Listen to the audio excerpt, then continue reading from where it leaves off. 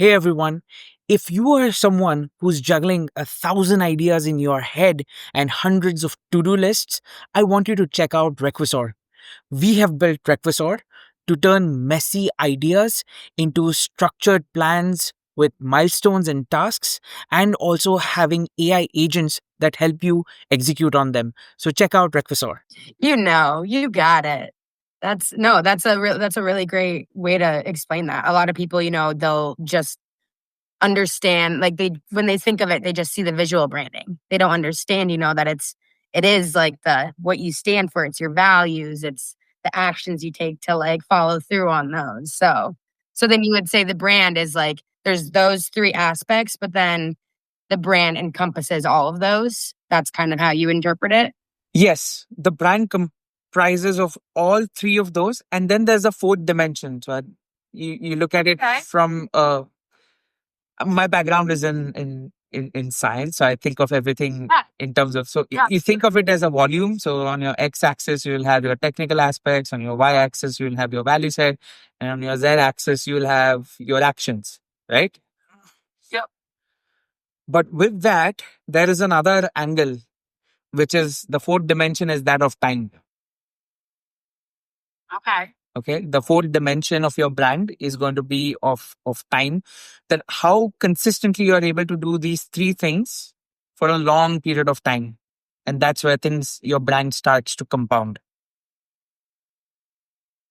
And we can take multiple examples of these, countless, right, who've stood the testimony of time, and the brand evolves. The problem happens when people start thinking of the end state right at the beginning without doing any of that.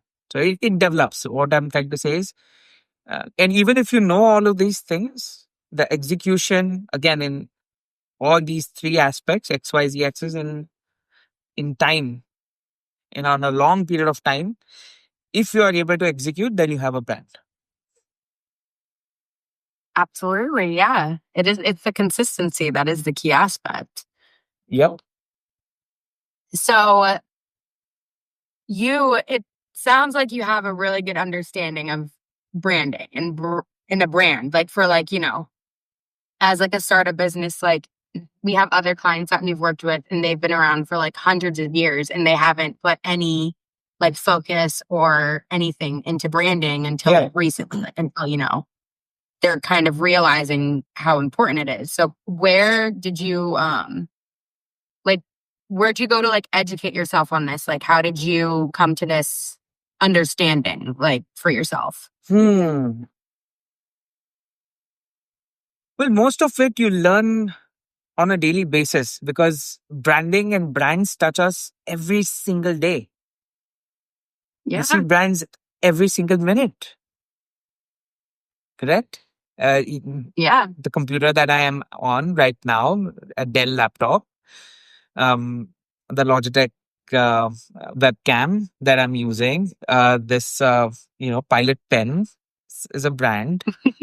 Correct? So Yeah. everything, recordings, with Apple devices. Apple is a big brand in itself. Yeah. So being a good observer and a good student of life itself teaches you a lot of good things about branding itself.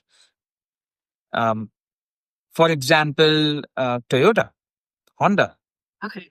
right, stand for reliability. You can say that you stand for reliability, but the proof is in the pudding, because you have those cars even when you go out and you see the cars that are 25-year-old Hondas and Toyotas, and they're still running with hundreds and 200, 300, 400,000 miles also. Yeah. So now that is synonymous, that brand is synonymous with reliability, because you can see it. The oldest cars running on the roads happen to be Toyotas and Hondas, right? Somehow. Yeah. So that's a testimony. Yeah. So to answer your question, a lot of it is just in real life. You see how things around you like evolve, that evolution, and then just observing how people communicate with their brands. I rely mostly on that, because then that's more closer to reality. But then there are good aspects of um, articles, news articles, blogs, and LinkedIn posts that people talk about. So that's how. And now that I'm thinking, there is an aspect of also execution when you're trying to build a brand of, Yeah. you're trying to build something, and the aspect of brand that comes with it when you're building that you tend to learn in action. So that would be my. Yeah. So like for your sake, like you creating this startup, you were able to learn more like when you were actually doing it yourself. Is that like a good, would you say? Yeah, absolutely. And if I'm being candid here with you, it's also learning from your mistakes. Yeah. For example, I'll give you what we did with Stay Thanks. So Stay Thanks, when I got introduced to you, I introduced you with the brand of like Stay Thanks, the name, right? Yeah. Thank you for staying. So guests are coming in. So as a thank you gesture, it's gonna go to local business, correct? But the initial name that I started with was the Citrus Life. Yep. Okay. And it was a nice light name and stuff, but it did not connect with what we were trying to do. So these are the technical aspects of building a brand that it has to be easy to understand. It within a few sentences, people should know what you're doing. Yeah. Correct. Let's take the example for right now. People talk about these abstract concepts with Apple. Everybody's favorite case study is Apple because they're so successful, right? Yeah. But they started with the name Apple Computers. So exactly, you knew what they were doing. They're building computers and trying to democratize the access to personal computers for everyone. Yeah. Correct. Um, yeah. So through my own mistakes, I would say, because Citrus Life, I think, in retrospect and hindsight, I feel if I'm launching a brand for like an energy drink, that's a perfect. That is a good name for an energy drink. Yes, yes. I still have the domain, so I might launch it in the future. But yeah, it's in the archives for later. With all the citrus flavors in it, so it's good fun in in retrospect. But at the time, certainly it didn't work because there's just so much explanation that we would have to explain, like how does it connect with what we're trying to do. Yeah. So that's the first level. Like, it's like the technical aspect, I would say. Mm-hmm. Yeah. No. Awesome. Does it answer your question? Yeah, absolutely. Did I do the weave that? No, that's the perfect way to do it because that's the thing. Like, there's so many different like ways to learn about it and actually do things, and each business is gonna take branding like into their own hands in their own way. Like, some people start with the values and what they want to do, but they have no idea what name they want and like what logos they want. Versus other people know exactly the name they want, but they don't really know the message they want. So sharing the whole like story of it, it's very like it's necessary. It's important. So thank you. Okay. So then going forward, like, how do you see kind of like branding like playing into your business? So like, I know that like you said that you had to change the name to make sure that it was like more on brand with what you wanted to do. Like, how else do you see branding like playing a role in your business? It will remain to see how with time we kind of evolve, and how our business evolves also with it, business model. And very honestly, it depends on what our users also take from it, correct? Because you can put something out in the world, but what people accept and gravitate towards, and any brand is a composite of its makers and its consumers in a way. Yeah. Correct. So your consumers also like define on what they like about you. Whether it was with like Apple, they could put out in the world with like iPods and stuff. So they dropped the computers, right? They're beyond computers also. They're like phones. Now they're like a lifestyle brand. They were trying to get into cars also.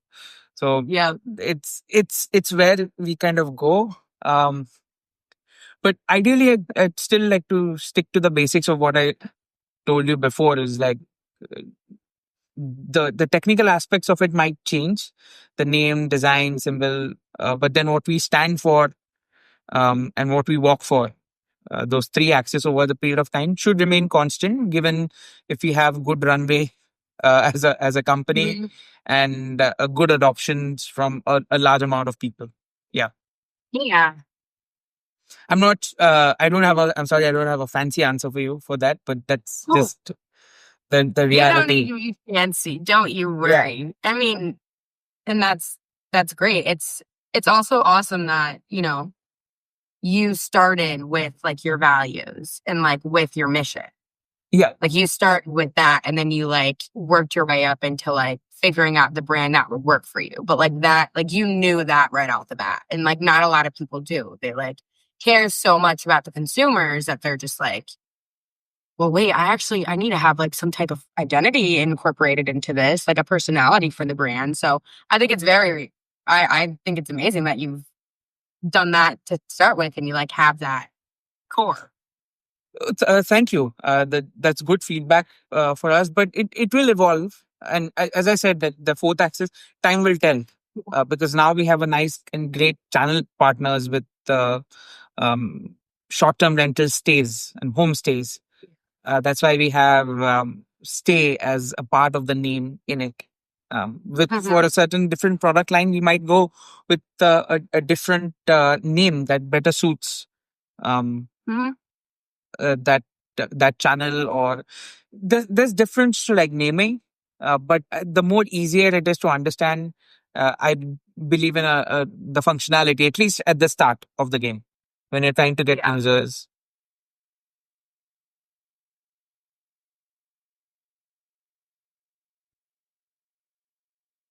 Amazing. All right, let's see what else do I got here. Yeah, keep them coming. No, Let me ask you this. Let me ask you this. Yeah. What does branding mean for you? I would love to ask you. Hey, all. Quick break in the podcast to talk about Requisor. Requisor is a AI project assistant that we have built that takes messy ideas and turns them into action plans with milestones and tasks. We have AI agents that actually help on executing on all of those ideas and action plans as well. These agents can be quoting agents, social media agents, and many more that you can also connect your other apps to. So I want you to check out Requisor and how it can help you to take your ideas to execution. Thank you. For me, Yeah.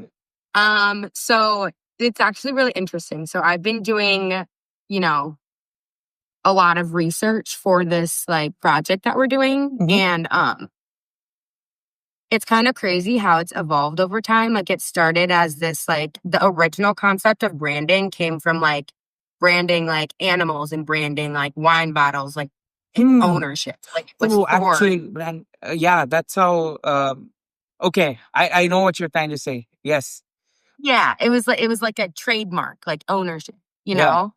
Yo. And since then, like it has grown, like, and that's kind of like when I first thought of branding, I was like, okay, like it's like an ownership thing. But then, like, through working with like Purple Unicorn and with Morgan, I'm like, even just helping her establish the brand, like, like for me, I really value being part of the brand as an employee. It's not just like what you say and do and the work you put out, but it's also the internal, like, employer branding as well that I've found to be very like influential for me. Um and it's also, it helps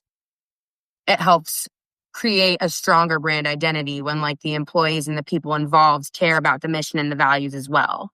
So kind of like have you said, it's about like the mission and it's about the values and it's about getting people on board with that. Like some people might not like it, some people might not agree with what you do, but like if you're centered in what you want to do, you have that core, which you have, like you have the core of what you need, then like you can find like-minded individuals to like help propel you forward. And like that's like the start of like the bigger brand that you can like make. So it's been really interesting doing all this research and looking at it like starting like thousands of years ago and like where it is now. Yeah. Tell me more about it. What when you say about like 1,000 years back? what some of the first instances of branding that you have found out? So there's like archaeological evidence in like I think it was I don't even know where it was exactly, but like the Middle East, there's archaeological evidence of like, like even just artifacts and like Mm, stuff like that, like just with like a logo on it or correct. like a name on it. And it's like, this is like the ownership of something. So it was like, first it was to claim ownership. It wasn't even for like to promote it towards other like people and businesses. It was like, no, this is mine. Right. So it was like a trademark. Mm, And then it actually got adopted into like the marketing field mm, in the 1920s, which is like when like mass production occurred. There was like the wars and the Great Depression and all of that going on. And so there was just like mass production and mass consumerism. And so there were people who had to start like putting like a smiley face next to the name, like Scrub Daddy, yeah. like they're a smiley sponge. Like it's not just Scrub Daddy, it's a smiley sponge too. Um, and then like from there, like that was like that main one, like distinguishing yourself from like other brands. Mm, And then going up until like the early 20th century, like the 2000s, is like kind of when people were like, okay, well, there's so many brands to choose from, and they all kind of do the same thing. correct. So how do I choose which one I actually want to like work with or participate or like, consume? And that's where like the narrative comes into play. That's where like the story and like the narrative and the mission and the values. And then it's really interesting too if you look at like Gen Z and everything, Correct. like grew up with like mass production, like mass marketing, like so much noise. So they really value like authenticity. Like Mm, it has to be authentic and it has to be the owner, the brand can't just say something. The owners and the people involved in that brand have to agree with it. And that's how the people now choose if mm, they're going to like participate in these brands, is if they actually are doing, like you said, they're executing on what they say they stand for from all aspects. So like it started as a super simple thing, like this is mine. yeah. And now it's like, this is why it's mine. And I want to share it with everyone because of these reasons. And it's like this huge timeline. So And that's the evolution. history of branding. Yeah. History, and it's consistent because you mentioned about the 19th century, right? Mhm. I think a Yeah. great example that comes to my mind is that of Standard Oil. Yeah. If I'm not Hmm. mistaken, this is the Rockefeller brand, right? Yep. And at the time, kerosene was available everywhere, but there was inconsistency in that because you needed it to have a certain level of consistency to have like the proper flames and everything. So it had Hmm. to be standardized in a way that it's consistent every single time when you use it. Yep. The consistency. Correct. And that's why they came up, I think, with the name Standard Oil. Literally, it's like because it's Oh, standard, because it's yes, right? yes. That's what I think it is. And then obviously, it's, I think one of the biggest business empires, if you kind of just take market valuation or market cap. But yeah, Standard Oil. Um, it makes sense to what you're saying. I think the turn of the century, perhaps with a lot of consumer goods coming in, would have engendered that. Yeah. No, absolutely. And I mean, I love that we both kind of know like what branding is, but have you experienced like working with people who like don't quite understand it, or like people who, like have you had difficulties in like sharing either your brand story or like talking about it with other people? Because we understand what it is, but there are a lot of people who don't. They only think of like the visual aspect of branding. Yeah, absolutely. And to be honest, I was one of them as well who didn't know just a few years back. Correct. So I Yeah. would count myself in that as well, where you don't pay attention to these things, but then over time you kind of learn. Um, so yeah, I do agree. There are a lot of people who um, either do not understand their own brand or have a vague understanding of someone else's brand. That's always there. I do see that. Yeah. And so then, like, let's say, you have someone who like doesn't really know what they're doing. Like, what would you recommend to them? Or like, how would you kind of like, you know, help them to get to where you are? Because like if you were at that point and now you're here, you have this great comprehensive understanding of it. Yeah, How would you kind of like inspire the people who don't really understand to like get to the point where you're at? that's a good question. It first starts with whether someone in that position has the appetite for learning, correct? And they want to change. Yeah. So it starts with uh, you need to have an ability or just an appetite for change and learning. Only then can the world around you give you what you need, correct? You need to first seek it yourself. As true for is getting too philosophical, but Yeah. it's kind of true.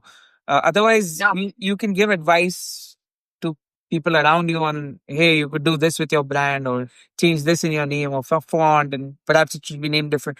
But they have to be first be willing to receive, correct? Mhm. And once they are, then it's easier.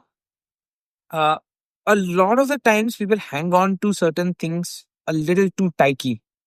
That's Yeah. another piece I've seen because it means something to them, and it's a strong anchor point in a brand if it's meaning something to Mhm. you. But at the same time, there are certain tactical and practical things. Mhm. Okay, so if you're trying to make a payment app, right? There's a reason why uh, PayPal is its name, right? Because Yeah. you pay and it's like pal is like friendly. Yeah. This is your buddy for payments. So it's going to be your friend and do it easy and how you are with your best friends. That's you know someone who's not going to cheat you, someone's going to be Mhm. always there for you, and someone's going to make you feel secure. So PayPal. Yeah. So things like those then become easier. Like these are easier conversations to have if you're not hell bent on just the names. Because Yeah. to your point, now that I'm thinking, a lot of people get hung up on their own names um, to have that Yeah. association. Um yeah, that's the most common thing I've seen. Name is one of them. Then some words that perhaps meant to them a lot when they were children or something like that, that is very abstract. It works in certain cases, it does work. Uh, if it's like niche and people get it and they've done a good job communicating it. But for most Yeah. practical purposes, there should be some functionality to the name for the start. No. Really. Yeah, later it can evolve. Like Apple, they started with Apple computers. Once they were a big brand and just putting out iPods and touch and um, iPads and phones and now cars and God knows what else, like watches. Now they can call like Apple whatever. It's just a name, Yeah. right? Does it touch on the points that you were wanting to go in, or is this different? No, Yeah. I mean, that's right on the nose because, you know, it's kind of like, like a branding agency. It's like, how can we inspire people to care about branding? Yeah. But then, like, at the root of it, you're right. Like, the people have to be willing to care about something, you know? So it's like, you can't help somebody that doesn't want to be helped. And it's like, that's a big thing that Morgan wants to like focus on is like working with businesses that actually care. Yeah. Like, not just like trying to work with whoever, like, oh, you should do this because it'll be good. It's like, no, she wants to work with the people who actually care to like learn and grow. So it's like, no, nobody has really like said that yet. Like that's a really great point. So I appreciate that. Like, that's going to be something I'm going to share with Morgan too. Like, no, we need to work with people who actually care Yeah. to do the stuff like we're helping them do. Hmm. And I think Absolutely. that's what this is kind of helping us learn is like what kind of we've had clients who don't really care, and we do all the hard work and we do all this extra work because it's like somebody that like she wants to help out a lot, like in her heart, she really wants to help them, but then like they don't really care about their branding strategy. They care about everything else. And it's like, Yeah. she's busting her back for them. We are. And so it's like, how can we prevent that going forward? And it's from picking out businesses and people who actually care and are like authentic and like who they are, you know? Yeah, absolutely. I agree with that piece. Authenticity and an appetite for building a brand that stands for something that works. At the same time, you can give them all the tactical and technical aspects, but at the end of the day, the product has to be good, or the service that they're trying to sell. Yes. No, absolutely. Core principles, you're either building a product or you're building a service. So if those two things are not good, what you are offering, your brand is useless anyways. Yeah. No, for sure.